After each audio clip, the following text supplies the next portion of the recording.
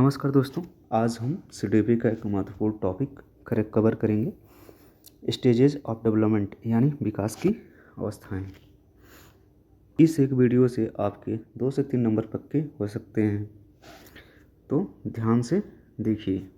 Stages of development से C TET, UP TET और super TET exams में लगभग 2 से 3 नंबर के क्वेश्चंस पूछे जाते हैं। ध्यान से इसे देखिए। कंसेप्ट ऑफ डेवलपमेंट, विकास की अवधारणा।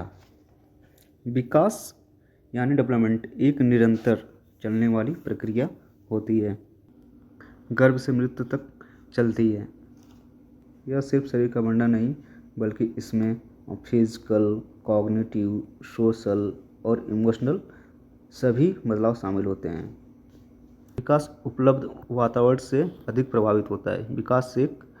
विकास एक जटिल प्रक्रिया है। विकास का भौतिक रूप से मापना संभव नहीं है।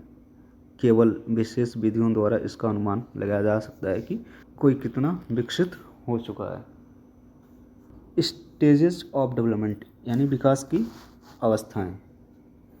मुख्य रूप से विकास को 5 भागों में बांटा गया है। पहला है प्रीनेटल पीरियड, दूसरा है इन्फेंसी जो बर्थ से 2 साल तक की होती है।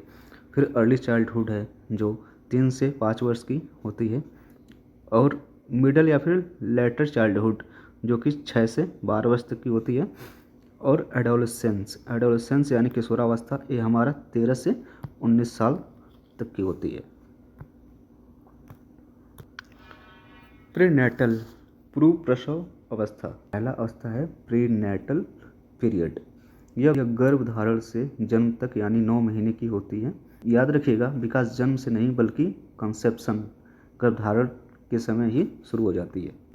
इन्फेंसी या फिर शैशव अवस्था यानी कि जन्म से 2 साल तक की उम्र बच्चे अपने ज्ञानेंद्रियों से सीखता है। इसमें फास्ट फिजिकल ग्रोथ होता है और यह पूरी तरह से डिपेंडेंट होता है अपने फादर एंड मदर पे। ऑब्जेक्ट परमानेंस होता है जो कि वस्तु अस्थायित्व के नाम से भी जाना जाता है। अर्ली चाइल्डहुड यानी कि पूर्व बाल्यावस्था। इसमें 2 साल से 6 वर्ष के बच्चे होते हैं। इसे टॉय एज कहते हैं। सीटेट के लिए सबसे जरूरी बात यह है कि क्रिटिकल पीरियड फॉर लैंग्वेज, यानी ये भाषा सीखने के लिए सबसे क्रिटिकल पीरियड होता है।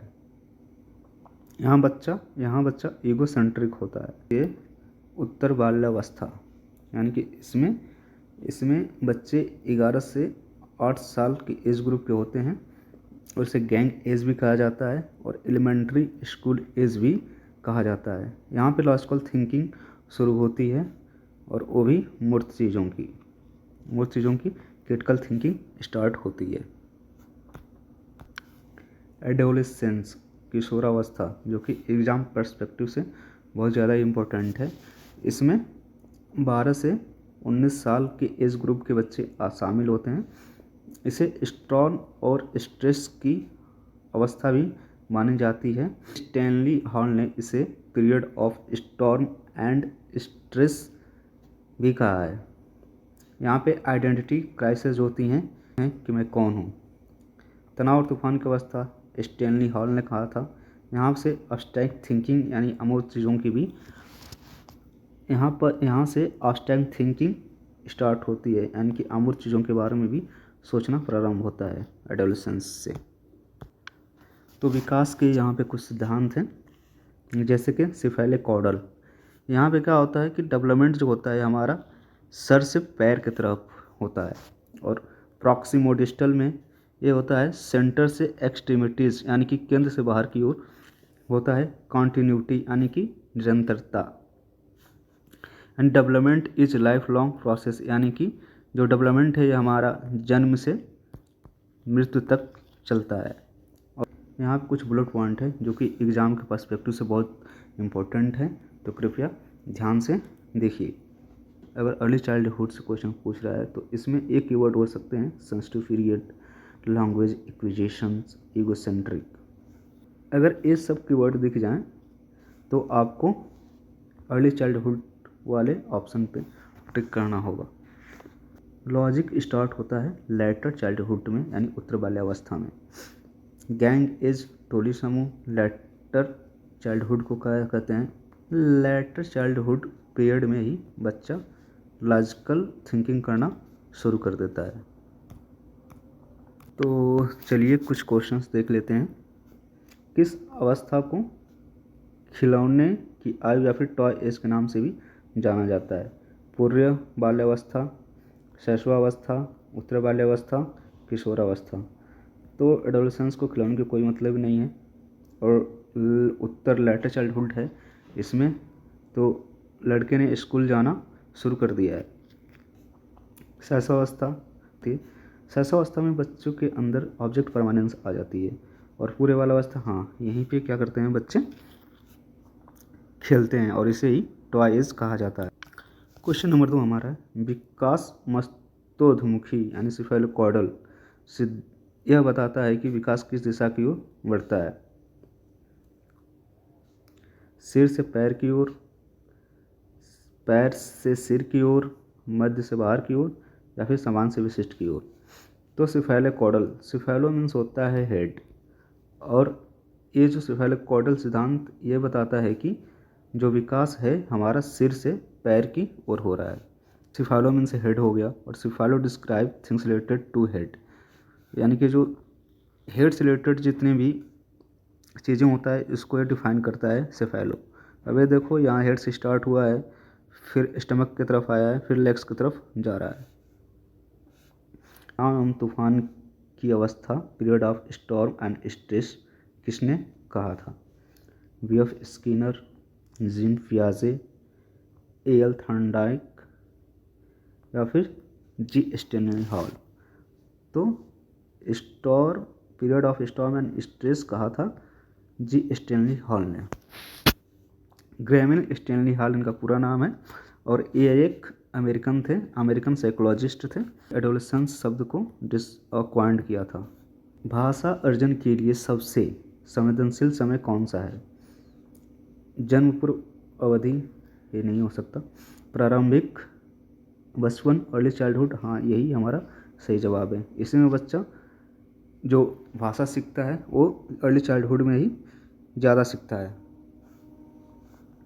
प्रॉक्सिमोडिस्टल सिद्धांत इंगित करता है सरल से जटिल की ओर, नहीं। एक एकीकृत से विखंडित की ओर होता है, नहीं। केंद्र से बाएं अंगों की तरफ होता है, हाँ यही हमारा सही जवाब है, प्रॉक्सिमोडिस्टल। किस अवस्था में बच्चे वस्तु स्थायित्व या ऑब्जेक्ट परमानेंस प्राप्त कर लेते हैं? ऑप्शन ए है मूर्त संक्रियात्मक, ऑप्शन बी है पूर्व संक्रियात्मक, ऑप्शन सी है औपचारिक संक्रियात्मक या फिर डी है संवेदी गामक। तो हमारा ये ऑप्शन होगा संवेदी गामक या फिर सेंसरी मोटर, और ये होता है हमारा इन्फेंसी में। निम्न में से कौन सा युग्म सही है? 2 से 6 उत्तर बाल्यावस्था, नहीं। 6 से 12 होता है। 6 से 12 किशोरावस्था, नहीं। 12 से 19 होता है। 12 से 18 किशोरावस्था, नहीं, ये 19 होता है। 12 से 19 किशोरावस्था होता है, हाँ यही सही है। 0 से 2 प्रारंभिक बाल्यावस्था, नहीं। 0 से 2 तो अपना इन्फेंसी या फिर शैशवावस्था होता है। भाषा का विकास सबसे तीव्र किस अवस्था में होती है? तो पहला है उत्तर बाल्यावस्था, किशोरावस्था, प्रारंभिक बाल्यावस्था, शैशवावस्था। तभी हमने देखा है कि सबसे ज़्यादा होता है भाषा का विकास प्रारंभिक बाल्यावस्था में। क्वेश्चन नंबर 12 देख लेते हैं।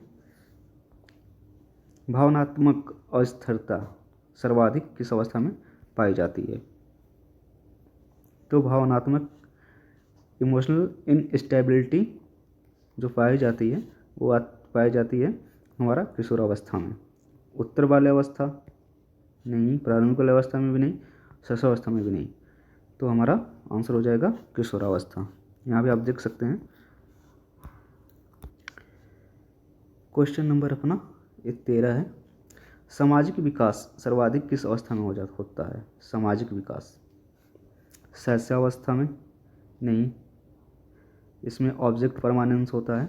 प्रारंभिक बाल्यावस्था नहीं, ये तो टॉय एज होता है। उत्तर बाल्यावस्था